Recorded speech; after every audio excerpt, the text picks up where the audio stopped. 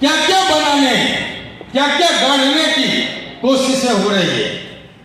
मैं 16 साल में परिदृश्य बदला नहीं, सब सच्चाई से अवगत है। और ऐसे में मैं उस दिन की घटना पर जाना चाह रहा था कि क्या हुआ उस दिन मुजफ्फरपुर में।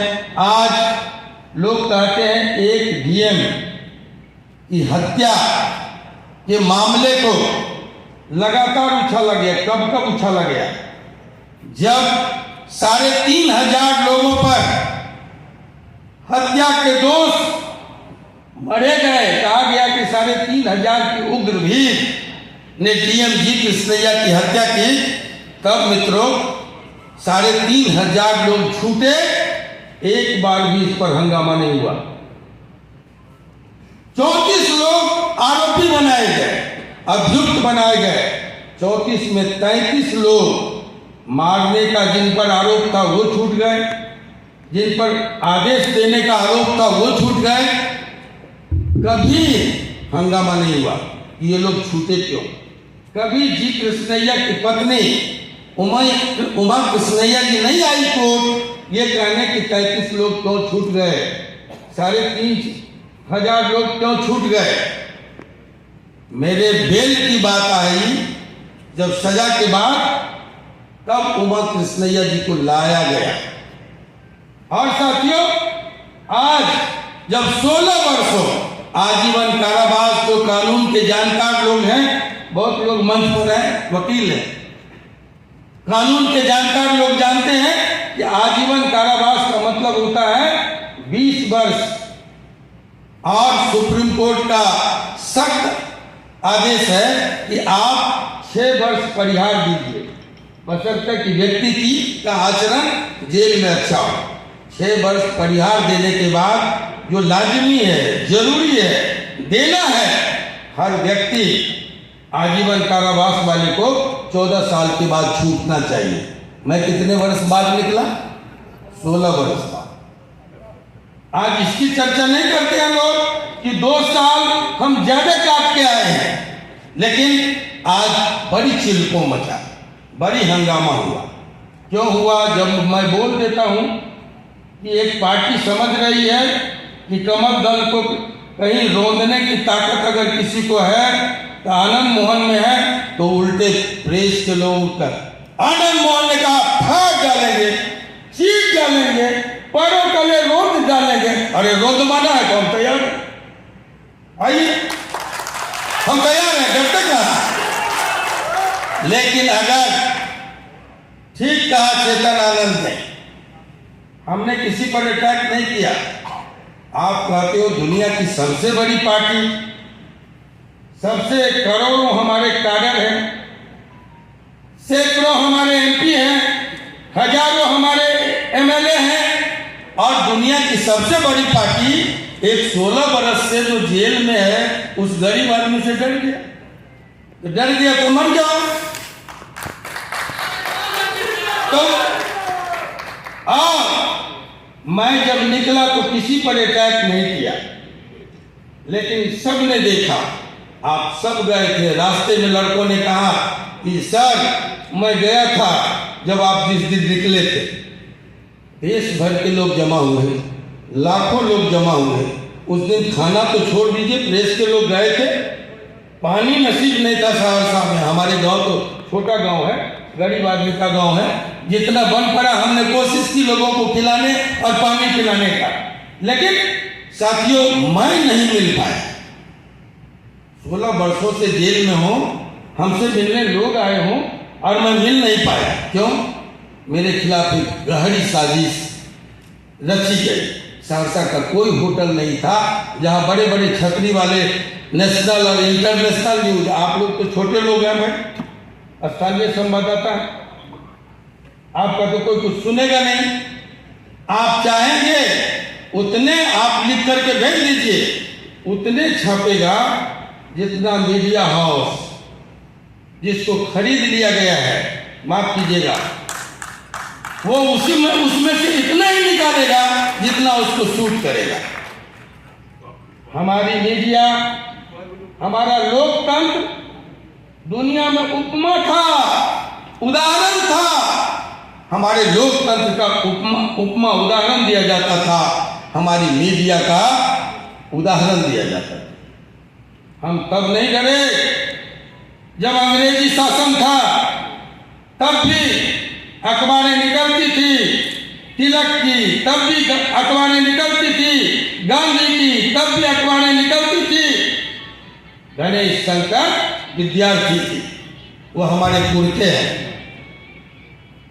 साथियों, मीडिया हार नहीं मानी अंग्रेजों से। इसी देश में इमरजेंसी लगी, हमारी अभिव्यक्ति की आजादी पर सेंसरशिप की तलवार लटका दी गई। मैं भी 74 आंदोलन में क्रांति दूत निकालता था। 17 वर्ष की उम्र में हमारी लेखनी और हमारे लेखनी की बदौलत हमारे हॉकर्स पकड़े गए। त्रिवेणीगंज गोलीकांड, जिसमें हमारे 4 साथी शहीद हुए, मुझ पर भी गोली चली।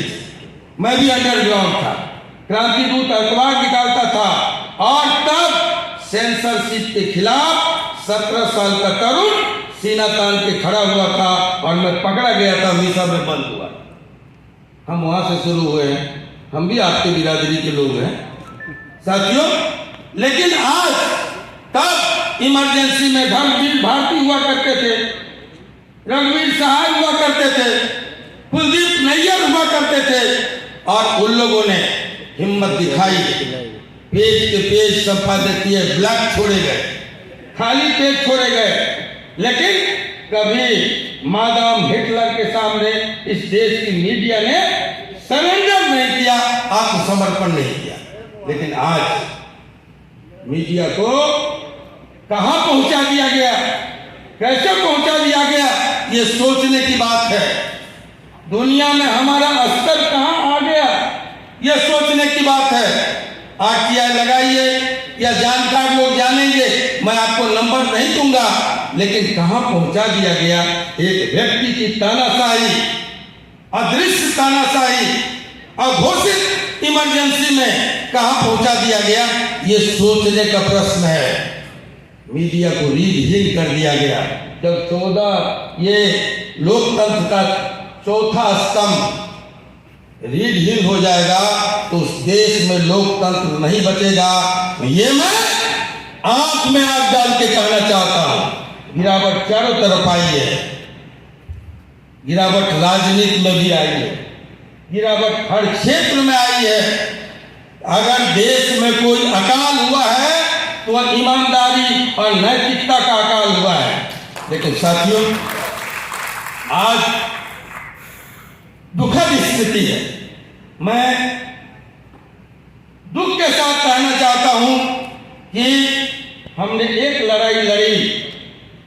पहली लड़ाई थी 1857 की क्रांति, जिसमें बाबू वीर कुंवर सिंह जैसे योद्धा थे, बहादुर शाह जफर थे, मंगल पांडे थे, तात्या टोपे थे, नाना फडणवीस थे, रानी झांसी की रानी लक्ष्मीबाई थी, और बाबू वीर कुंवर सिंह। एक लड़ाई वो थी जिसको प्रथम स्वतंत्रता संग्राम की संज्ञा दी गई। दूसरी लड़ाई गांधी के नेतृत्व में इस देश ने लड़ी, 42 की लड़ाई, और 47 में इस मुल्क ने आजादी पाई।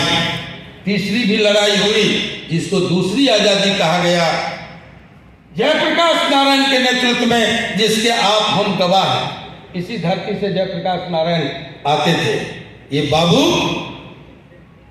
राजेंद्र बाबू की धरती है, ये लोकनायक जयप्रकाश नारायण की धरती है, ये मौलाना मजहरूल हक की धरती है, ये कला और संस्कृति के झंडा बरदार भिखारी ठाकुर की धरती है, महेंद्र मिश्र की धरती है। ये बांझ धरती नहीं है, ये बहादुरों की धरती है, ये वीरों की धरती है। और साथियों, मैं इस धरती से संदेश लेके जाता हूं कि एक और लड़ाई लड़नी होगी, और वो है इस देश में मीडिया की आजादी की लड़ाई, प्रेस की स्वतंत्रता की लड़ाई। ये लड़ाई हर प्रेस के लोगों को लड़नी होगी, और हम आपको वादा करते हैं, एक न एक दिन आने वाला। कितना दिन सहन करेंगे, कितना दिन घुटन में रहेंगे। मैं आपके घुटन को बखूबी समझ रहा हूं और वादा करता हूं जिस दिन आप निकलेंगे आनंद मोहन जिगर खोलकर आपके साथ करनी होगी। नहीं चलेगा ये सीमित तानाशाही। आज राष्ट्रवाद के नाम पर तमाम राष्ट्रीय संस्थाओं को औने पौने में बेचा जा रहा है। सेल बिक गया, रेल बिक गया, भेल बिक गया, LIC बिक गया, पोर्ट बिक गया, एयरपोर्ट बिक गया, रेलवे स्टेशन भी बिका। साथियों, बीमा रूपा करके कमाऊ सरकारी संस्थानों को एक एक करके चुनाव में फंडिंग करने वाले अपने दोस्तों के हाथे केंद्र सरकार ने बेच दिया। 2 गुजराती देश बेच रहा है और 2 गुजराती देश खरीद रहा है। चाणक्य ने कभी कहा कि जब राजा होगा व्यापारी तो प्रजा होगी भिखारी। चरितार्थ हो रहा है, चरितार्थ किया जा रहा है। साथियों, इन सब के खिलाफ उठना होगा। कितने दिन? जीवनोपयोगी सामानों की कीमत आज आसमान छू रही है, कोई बोलने वाला नहीं। जब कोई बोलेगा तो उठाकर उसको जेल में डाल दिया जाएगा। आज अर्बन नक्सल 1000 आदमी चुन चुन करके 1000 से ज्यादा आदमी बुद्धिजीवी आज जेल में डाले गए। लेकिन बुद्धिजीवी के लिए जेल है, ओवैसी के लिए जेल नहीं है। कभी इस देश में कहा था हिरकबाद में और सावरकर ने कि हिंदू और मुसलमान द्विराष्ट्र है, द्विराष्ट्र का सिद्धांत दिया कि हम एक साथ रह नहीं सकते।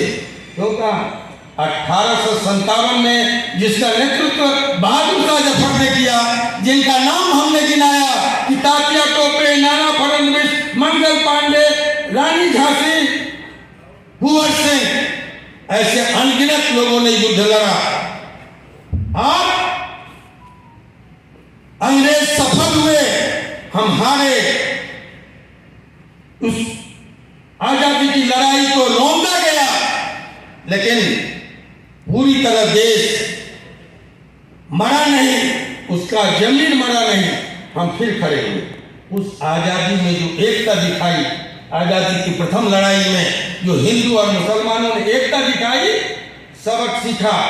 चौंक गया अंग्रेज और कहा जब तक भारत के हिंदुओं और मुसलमानों को बांटा नहीं जाएगा, तोड़ा नहीं जाएगा इनकी एकता को, यहाँ राज करना मुश्किल है। और तभी फूट डालो और राज करो की नींव डाली गई इस देश में।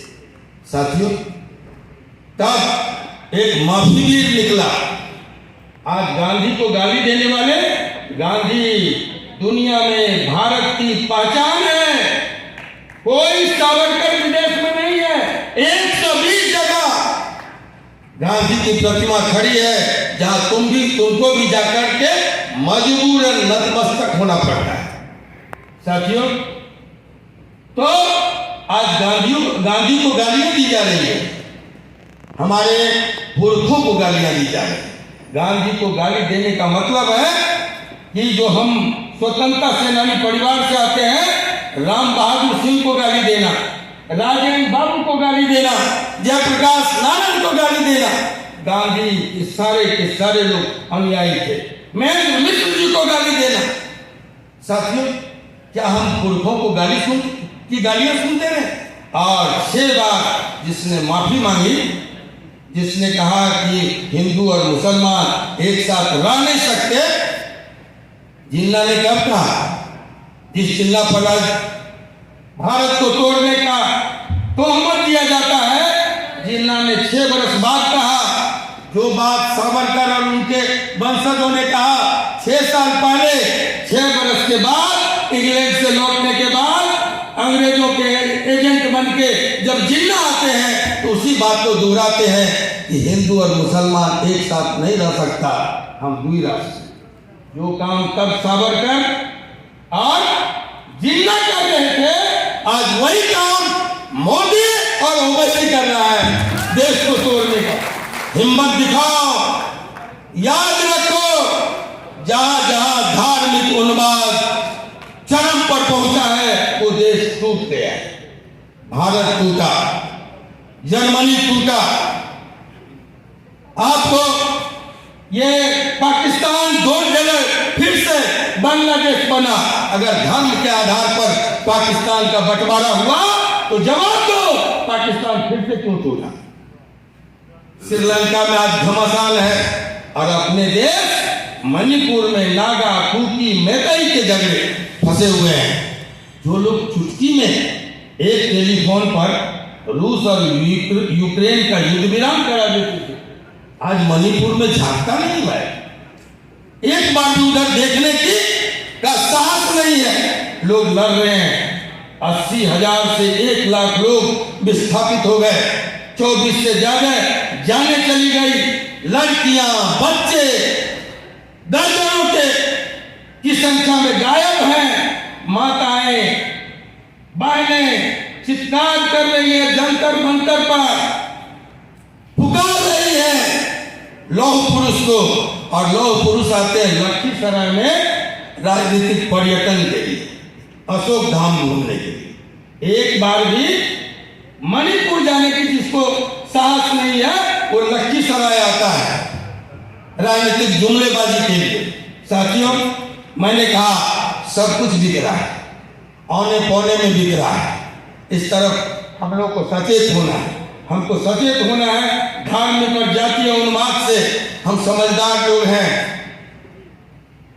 हम जानते हैं कि नफरत, घृणा, विद्वेष ये नहीं।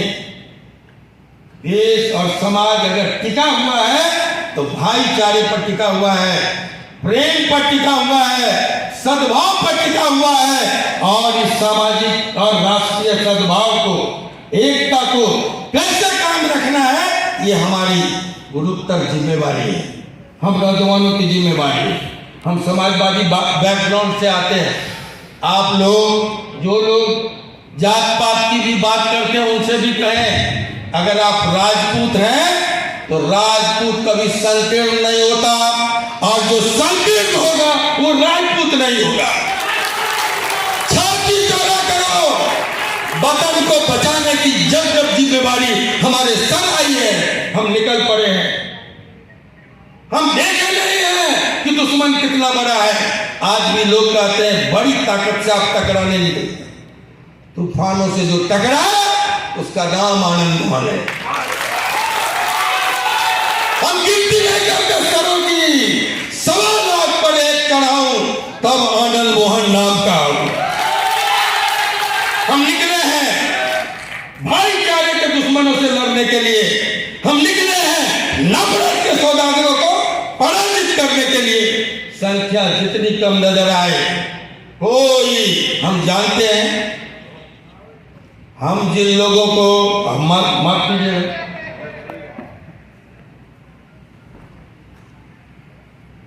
लेकिन हमको लोगों ने कहा कि कुछ साजिशें हुई, कुछ टेलीफोन खनखनाए। मैं इसको चुनौती के रूप में लेता हूं। आज सारण के एक एक गांव को नापेंगे, पांव पैदल नापेंगे, अड्डा गाड़ेंगे, यही अड्डा गाड़ेंगे। इस चुनौती को हम स्वीकारते हैं, लेकिन नफरत के सौदागरों को चलने नहीं देंगे। हमारे एक मित्र निकले, बड़ी लंबी चौड़ी बातें कर रहे हैं, पार्टी में थोड़ा हाशिए पर है। मैं जहां कह रहा हूं जान ले, हमारे अच्छे मित्र हैं, अच्छे संबंध हैं। पूरा तब लगा जब कहा कि मेरे ही प्रयासों से, मेरे ही ये जो हम निकल पड़े हैं, हाँ मैं नाम नहीं लूंगा, तो हम जो निकले हैं इसी कहीं न कहीं इस निकलने के कारण जो जनता के बीच हम जा रहे हैं, आनंद मोहन जी निकले। भाई आप कब से निकले? आप 2 साल से निकले हुए हैं। हम जानते हैं आपके लोग हमारे यहाँ भी जाते थे और जहां जहां गए, पूर्णिया हो, सहरसा हो, मधेपुरा हो, जहां भी लोगों ने संपर्क किया, हमने कहा मित्र आया है, जाओ अभिनंदन करो। लेकिन आप लोग मना किए हैं, ये भी जानकारी हमको है कि आप लोग मना कर रहे हैं। जो लोग हमसे राजनीतिक ताकत पाते थे, जो लोग दूरबीन में जिसके लिए हम खड़ा होते थे, वो लोग टेलीफोन घुमा घुमा के मना कर रहे थे, ऐसा हमको बताया गया। और इसलिए हमने इस चुनौती को स्वीकारा। साथियों, हम समाजवादी बैकग्राउंड से हैं, हम राष्ट्रीय आंदोलन से आते हैं। हमारे पुरखों की तीन पीढ़ियां ये देश की आजादी और लोकतंत्र के लिए खप गई। गांधी मेरे घर आए और लोग राजनीति में जमीन, मकान, दौलत खरीदते हैं, लेकिन हमारे पुरखों ने 400 बीघा जमीन आजादी के नाम पर फूंक देने का काम किया। 400, अगर झूठ बोले तो राजनीति छोड़ देंगे। पता करो, जब गांधी आए और आजादी के कोष के लिए चादर फैलाया, तो दादाजी ने समझा कि गांव के लोग गरीब हैं, गांधी कहेंगे बहुत कम कोष में पैसा आया, रुपया आया। तो दादाजी गए आंगन अपनी पत्नी से, और मेरी दादी कुंती देवी को कान में कुछ कहा। कुंती देवी जी ने अपने बहुओं को, अपनी देवरानियों को, सबको बुलाकर जो जेवर उपलब्ध था, जो जेवर औरतों की कमजोरी होती है, 4 सेर सोना गांधी के चरणों में निवेदित कर दिया, समर्पित कर दिया। हम वहां से आते हैं इसलिए कि देश आजाद हो और गांधी के सपनों का, भगत सिंह के सपनों का, चंद्रशेखर आजाद के सपनों का, बहादुर शाह जफर के सपनों का भारत बने। ये भारत हिंदू और मुसलमान से नहीं बनेगा, ये भारत राजपूत और यादव से नहीं बनेगा, ये भारत दलित और ब्राह्मण की लड़ाई से नहीं बनेगा। ये भारत बनेगा तो आपकी एकजुटता से, आपके संकल्प से, आपके प्रेम से, आपके साकार से। और इसी की मसाल लेकर पहली पाली थी,